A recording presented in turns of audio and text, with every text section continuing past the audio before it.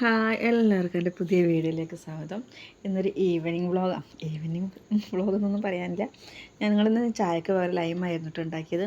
അപ്പോൾ മോള് വേഗം ഒരു മുട്ട പുഴുങ്ങിയിട്ട് മുട്ട പൊരിച്ചു. നമ്മളിവിടെ മുട്ട പൊരിച്ചതെന്നാണ് പറയുക കേട്ടോ. കോഴിക്കോടൊക്കെ അങ്ങനെയാണ് പറയുക.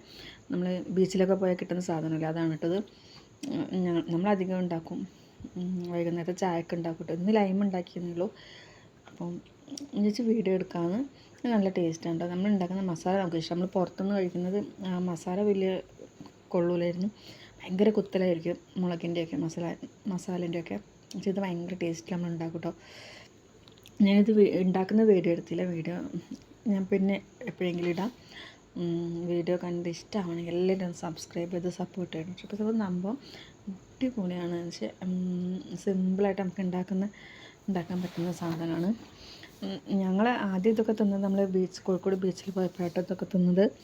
ഇപ്പം ഞങ്ങളിപ്പം കുറച്ചായിട്ട് നമ്മൾ വീട്ടിലുണ്ടാക്കാറുണ്ട്.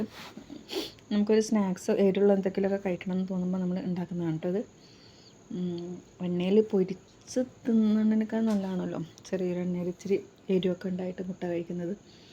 അപ്പോൾ വീഡിയോ കാണാൻ ഇഷ്ടമാണെങ്കിൽ എല്ലാവരും സബ്സ്ക്രൈബ് ചെയ്ത് സപ്പോർട്ട് ചെയ്യുക. എല്ലാവരും ഉണ്ടാക്കി നോക്കൂ കേട്ടോ വീട്ടിൽ. Okay, thank you. വീഡിയോ ആയിട്ട് വരാം.